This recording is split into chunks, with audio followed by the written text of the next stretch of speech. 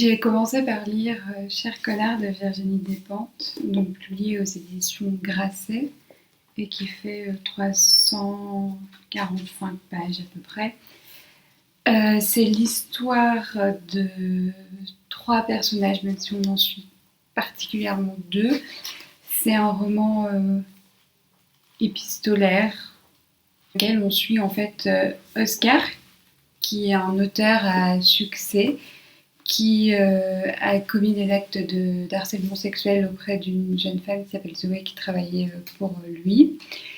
Et donc, Oscar subit la vague de MeToo, puisque cette Zoé va écrire un billet sur son blog visant à dénoncer les agissements d'Oscar.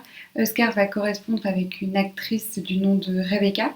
Rebecca, c'est une actrice un peu sur une pente descendante dans sa carrière et qu'elle explique par son âge. Donc on ne sait pas exactement son âge, on pense qu'elle a autour d'une cinquantaine d'années. Et le dialogue entre ces deux personnages, ponctué par certains billets de blog de Zoé, vise à discuter des problèmes de la société. Donc dans ce livre, Virginie Despentes met en avant des thèmes qui lui sont chers, notamment lutter contre l'agisme, contre le sexisme, viser à dénoncer aussi des excès de notre société patriarcale, raciste. Elle parle aussi de thèmes qui sont forts comme l'usage de drogue, de la violence, mais aussi du confinement et de comment ce confinement a pu aider aussi dans leur cheminement de pensée ces deux personnages.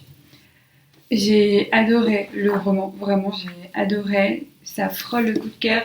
Il y a juste quelques petites longueurs à mon sens. Mais vraiment j'ai adoré. Et la fin est sublime. Vraiment un gros coup de cœur pour la fin. Donc j'ai dévoré le livre. J'ai vraiment, vraiment adoré. Je l'ai conseillé à plein de personnes. Et puis j'adore le voir entre les mains de plein de femmes ou de plein de personnes minorisées dans les transports en commun. Et ça fait un petit élan de solidarité, de sororité. Ça fait plaisir. Et puis le titre est si bien choisi. Donc voilà, c'est un roman de la rentrée littéraire que je me suis empressée d'acheter, de lire et j'ai adoré.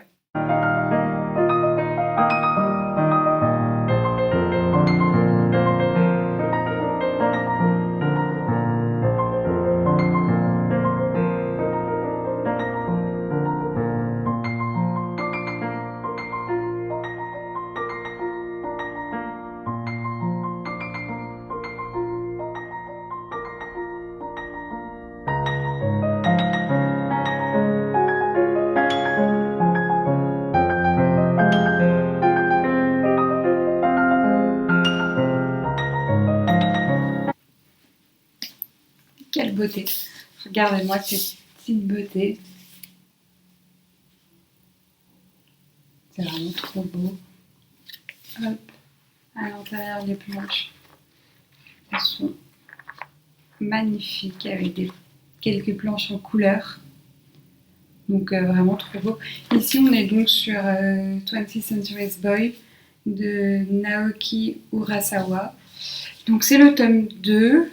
C'est un des premiers mangas que je lis. J'avais bien aimé le tome 1, même si j'avais eu du mal à rentrer dedans, notamment parce que c'est un genre dont j'ai pas l'habitude de lire, que c'est une prise en main aussi différente, qu'il y a plein d'éléments de l'histoire qui se mettent en place, donc un petit peu difficile. Mais par contre, la fin m'avait trop donné envie de le lire, et donc j'ai sauté sur le tome 2, que j'ai lu un mois et demi plus tard. Il y a un petit résumé au début, ce qui est pas mal quand même, parce que j'ai oublié un peu les traits physiques des personnages. Donc pour l'histoire, donc enfant, Kenji, notre héros, avait imaginé un scénario catastrophe. Aujourd'hui, ces improbables attaques bactériologiques contre San Francisco et Londres sont devenues réalité.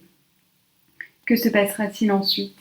Kenji est le seul à le savoir et à pouvoir éviter le pire. Donc il y a une organisation secrète qui se fait appeler AMI, qui met en place un plan diabolique créé par le groupe d'amis de Kenzie quand ils étaient enfants, une douzaine d'années, voilà. Et donc, Kenzie va essayer de comprendre qui se cache derrière cette organisation, quels sont leurs buts, quel est son rôle à lui, etc. etc. Donc, c'est vraiment hyper intriguant et vraiment le rythme de ce tome 2 était haletant. Donc, je vais foncer sur le tome 3 que c'est déjà et vite, je vais vite le lire.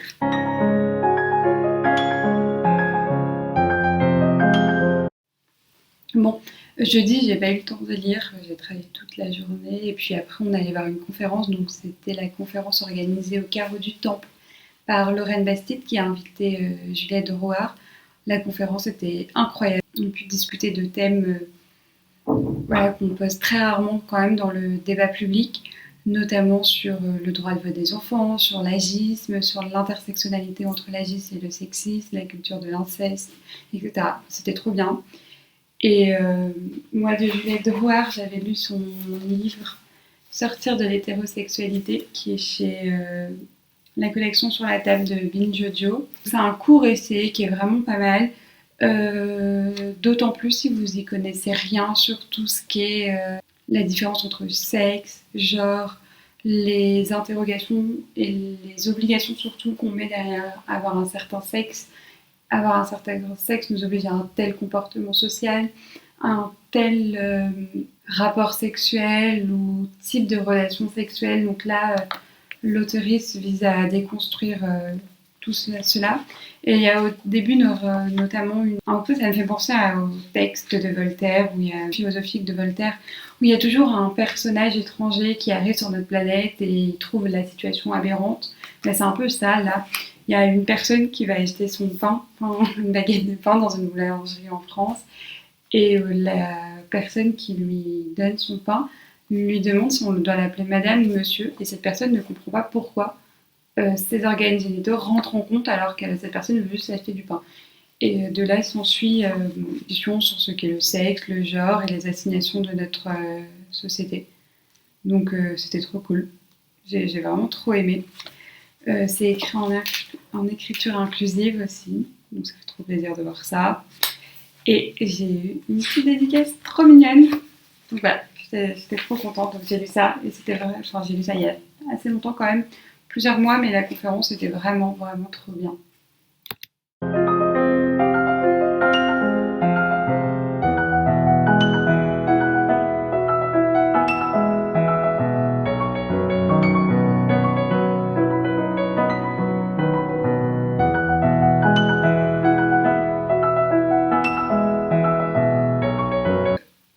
La suivre sur un essai encore, j'ai lu, je sais pas si vous voyez, mais mon livre est dégueulasse. Je sais pas ce qui s'est passé. Je pense que je l'ai mis dans un sac qui était peut-être pas très propre, ou alors une autre couverture de livre qui a déteint, parce que c'est un peu un papier, je sais pas comment dire. Bref, c'est pas très grave. Donc c'est Par-delà l'Anthropocène d'Adélaïde Bon, Sandrine Roudot et Sandrine Rousseau. Je pense que vous connaissez Sandrine Rousseau. C'est un petit livre, c'est une nouvelle collection du coup de Seuil, du Seuil. Et je vous lis juste ce qu'ils disent sur la collection. Je trouve ça vraiment trop bien. Donc Seuil Libelle, alerter, informer, questionner. Libelle a vocation à accueillir les textes courts d'auteurs engagés et creusant l'information et devançant les polémiques, la collection veut pallier l'érosion du débat public en proposant des réponses argumentées et rapides aux prises de position souvent trop tranchées, un espace de liberté pour les essayistes, d'information et de nuances pour les lecteurs et lectrices. Donc trop bien. C'est le deuxième que je lis dans cette collection. J'avais lu un autre de Julia Cagé contre le système Bolloré que je vais vous montrer. Celui-là que j'avais lu, et pareil, il est devenu un peu dégueulasse aussi. Donc le derrière aussi, le devant aussi. Donc je sais pas trop si c'est leur papier ou pas qui fait ça, mais bon. Donc voilà, dans la même collection, c'était vraiment des tout petits formats. Celui-là, il est vraiment tout petit. Il fait 66 pages et 69 avec la biblio. Et lui est un petit peu plus long, à mes souvenirs. 86 pages en tout et 79 pages de texte. Donc voilà, un petit peu plus long. Et j'aime bien l'idée. J'aime bien l'idée qu'on ait une collection maison d'édition, pas très chère, c'est 4,50 € à chaque fois, où où on laisse un espèce de liberté à des personnes qui ont plus de difficultés à aller s'exprimer dans la presse, parce que certes, son émotion, on l'entend, mais à chaque fois, c'est des insultes, des critiques vraiment très violentes, et c'est pas un débat apaisé sur des sujets qui sont pourtant très importants. Là, on va parler d'environnement, de racisme, de sexisme, l'intersection entre ces différents phénomènes, etc. Et en fait, à chaque fois, c'est ultra violent, et c'est pareil, là, c'est sur le rachat de Bolloré de pas mal de maisons d'édition, de manuels scolaires, de chaînes de télé, etc. Et donc, comment on fait pour avoir des voix discordantes et en quoi ça peut nuire à notre liberté d'expression et d'information surtout. Donc, je suis de près ce que va faire cette maison d'édition et donc cette collection. Dans ce livre-là, par-delà l'androcène, ça dénonce l'idée que c'est pas tous les hommes qui sont responsables tous les humains qui sont responsables du réchauffement climatique, ou en tout cas pas tous à la même échelle, et que c'est souvent des hommes riches, blancs, on pourrait rajouter 6, qui en sont responsables. Voilà, l'inverse, c'est plutôt les personnes pauvres, minorisées, des pays en développement, les femmes, les personnes racisées, les migrantes qui subissent de plein fouet ce réchauffement climatique.